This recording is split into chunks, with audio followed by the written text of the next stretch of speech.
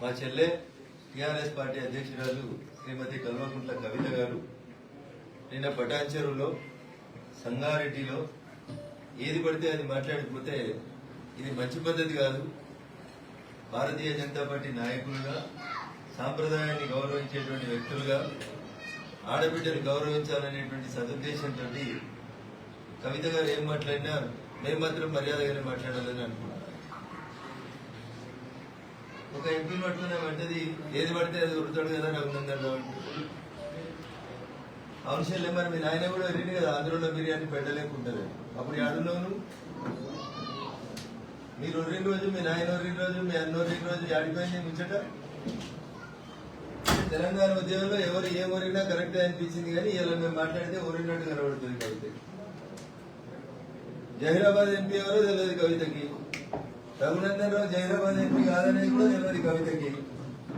జహీరాబాద్ కి bullet train అనే ముచ్చట ఎవరు మాట్లాడలేదు. మీరే టీఆర్ఎస్ ఊహించుకొని మీరే కథలు పడి మీరే పేపర్లలో వార్తలు చెప్పి 10 ఏళ్ళ మీ పరిపాలన తర్వాత ఇవాళ వచ్చి జహీరాబాద్ కు బుల్లెట్ ట్రైన్ రాకపోతే రఘునందన్ రావు ఎందుకు మాట్లాడతలేడో ఉంటది.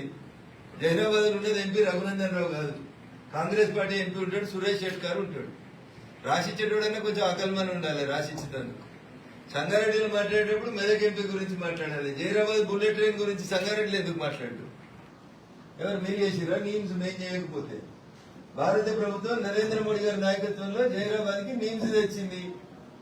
10 ఏళ్ళు మీ నాయన అధికారం నుండి మెదక్ జిల్లా పూర్వ మెదక్ జిల్లా అని చెప్పుకునే మీరు మీ నాయన ఏం పని చేసిరో చెప్పుర్రి. నువ్వేదో చెప్పినావు కదా సింగూరు కట్ట గురించి.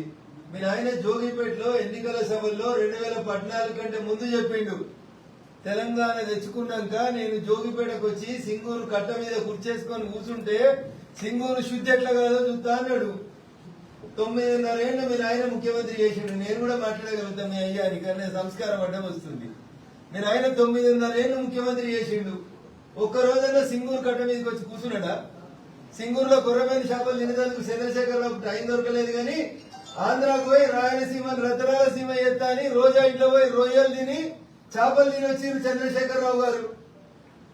బరాబర్ వృత్తం చెల్లె. మీరు ఆయన ఎట్లా వరిండో నేను కూడా గట్లే వరిండా జై తెలంగాణ అని. నువ్వు 7 ఏళ్ళు వెనక సిక్కొచ్చినావు మేము జై తెలంగాణ అన్న తర్వాత. ఇవాళ సంగారెడ్డికి వచ్చి జగ్గారెడ్డిని, రఘునందన్ రావుని, దామోదర్ని, ఆ రాజనరసింహ గారిని, హరీష్ రావు గారిని అందరినీ కలిపి తిడితే ఇవాళ మేము నలుగురం తిడితే కవిత వార్తలలో ఉండేందుకు చేసేటువంటి ప్రయత్నం తప్ప ఏడుంది మీ టీఆర్ఎస్? ఏడ పోటీ చేస్తావు? ఏడ గెలుస్తుంది మీ టీఆర్ఎస్? అధికారంలోకి వస్తుందట. ఇవి అధికారంలోకి వచ్చి ఉచిత విద్య ఉచిత వైద్యం ఇస్తుందంట. మాట్లాడితే నోరా మోరా అని అడగాలని ఉంది కానీ అడగలేకపోతున్నా చెల్లె, ఆడబిడ్డవు కాబట్టి. ఈమెనాడో తెల్లాపురం కాడ శాసనం కాడ కట్టేసి కొట్టుమని చెప్తున్నది. నేను అడుగుతున్న కవిత నువ్వు స్పందించి నీకు చేతనైతే. నేను టీఆర్ఎస్ పార్టీ జిల్లా అధ్యక్షుడు ఉన్నప్పుడు నేను తెల్లాపూర్ తోలుకొచ్చిన. తెల్లాపూర్లో ఒక శాసనం చూపించిన నీకు. ఇది తెల్లాపురం కాదు తెలంగాణపురం అని పేరు మార్పిస్తా అని సవాల్ చేసిపోయినావు. ఆ ఊరు పేరు తెలంగాణపురం అని శిలల మీద రాసినటువంటి శిలల్ని తీసుకొచ్చి కవితను తీసుకొచ్చి చూపించినాం నిజామాబాద్ ఎంపీ ఉన్నప్పుడు. అంతకు ముందు ఏమైంది మరి? మీ నాయన ముఖ్యమంత్రి ఉన్న 10 ఏళ్లలో తెల్లాపూర్ పేరుని తెలంగాణపురంగా మార్చడం చేతగాని నువ్వు వచ్చి ఉచిత విద్య ఉచిత వైద్యం ఇవ్వకపోతే తెల్లాపూర్లో తెలంగాణ శాసనాన్ని కట్టేసి కొట్టూరు ఏం చెప్తున్నావు? పేరు మారడానికి ఏం చేయాలి చెల్లె? 10 ఏళ్ళు అధికారులు ఉన్నావు కదా, ఆ రోజు ఎందుకు కళ్ళకి పొరలు వచ్చినాయి?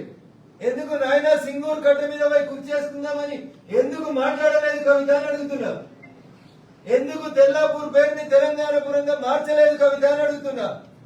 నీకు జహీరాబాద్ ఎంపీ ఎవడో తెలియదు, మెదక్ ఎంపీ ఎవడో తెలియదు. రఘునందన్ రావు టీఆర్ఎస్ వాళ్ళతోటి హరీష్ రావు తోటి కుమ్ముక్కయిండు. ఉదయాల మాట్లాడుతురా, బాడీలు మాట్లాడుతురా, రాత్రి మాట్లాడుతురా, ఓసి నుండి మాట్లాడుతురా, ఓసి లేక మాట్లాడుతురా. హరీష్ రావు అనేటువంటి గీత గీసి తెలంగాణ రాష్ట్ర సమితి పేరు మీద అప్పుడు పోటీ చేస్తే దుబ్బాకలో గీత గీసి కొట్లాడి హరీష్ రావు అనేటోని మీరంతా అపజయం మెరుగడు 6 అడుగుల బుల్లెట్ అని చెప్పినోని దుబ్బాకలో గీత గీసి కొట్లాడి ఓడగొట్టినాడు.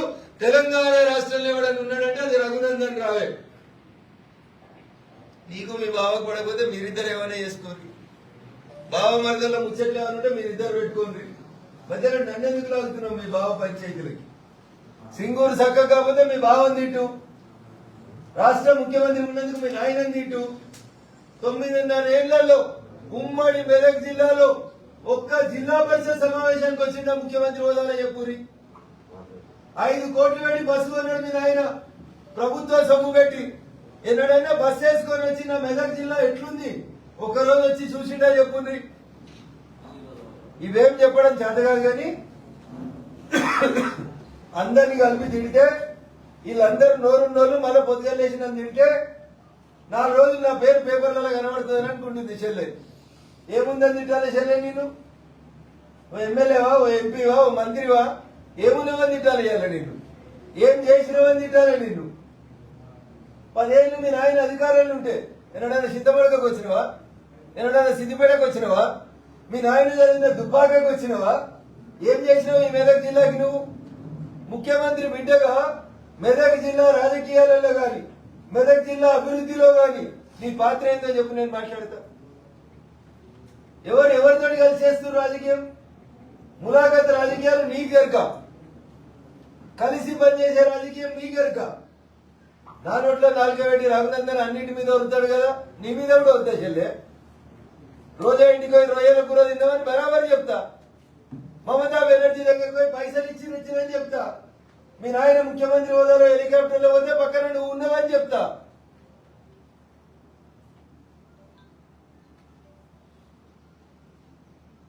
ములాఖత్ రాజకీయం రఘునందన్ రావు ఎన్నడూ చేయలేదు, ఎవరితోటి ములాఖత్ కాలేదు. రఘునందన్ రావు మైపాల్ రెడ్డితో కలిసి రాజకీయం చేస్తాడు, నువ్వెవరితో కలిసి చేస్తావు చెల్లె? నీ రాజకీయం ఏంది? నువ్వు ఎవరెవరితో కలిసి చేస్తున్నావు రాజకీయం? నీ టీఆర్ఎస్ పార్టీ ఎవరితో పొత్తులు పెట్టుకుని నడిపిస్తున్నావు? నీ పైసలు ఎక్కడి? నీ పంచాయతీ ఎక్కడిది? జై తెలంగాణ వచ్చి లేకపోతే తెలంగాణ జాగృతి పెట్టినప్పుడు నువ్వు ఎట్లుంటివి? ఇవాళ ఎట్లున్నావు చెల్లె? ఒకటని 4 పడితే మంచిగా ఉండదు. ఒకటి చెయ్యి రఘునందన్ ఒక ఏళ్ళు చూపిస్తే బరాబరి 4 ఏళ్ళు రిప్లై ఇస్తాయి రఘునందన్ వైపు నుంచి. ఒరుడైంది భాష మర్యాద ఉంటే మేము కూడా మర్యాదగా ఉంటాం చెల్లె. ఒక ఎంపీ రఘునందన్ ఉన్నాడు కదా, ఒరుతాడు కదా, దేని మీద పడితే దాని మీద బరాబర్ ఒరుతాం. మేము తెలంగాణలో ఒరే తెలంగాణ తెచ్చినాం. మేము ఎవరితో లాలూచి పడి తెలంగాణ తేలే. తెలంగాణ వచ్చిన తర్వాత కూడా లాలూచి పడకుండానే రాజకీయం చేస్తున్నాం. లాలూచి అనే పదానికి ఏమైనా అర్థం ఉంటే అది మీరు చేసిరు, మీ కుటుంబం చేసింది తప్ప ఇంకొకటి ఎవరు రాజకీయాలలో లాలూచి పడలేదు. టీఆర్ఎస్ అధికారంలో ఉన్న రోజులు మెదక్ జిల్లాకి చంద్రశేఖరరావు గారు లేదా కేటీఆర్ గారు లేదా నువ్వు లేదా మీ బావ హరీష్ ఏం చేసిందో చెప్పి చర్చ పెడతా. నేను ఏం చేసిండు మా దుబ్బాకకు చెప్పు. ఒక్క మండల కేంద్రంలో కనీసం డివైడర్ రోడ్ ఇవ్వలే 10 ఏళ్లలో మీరు.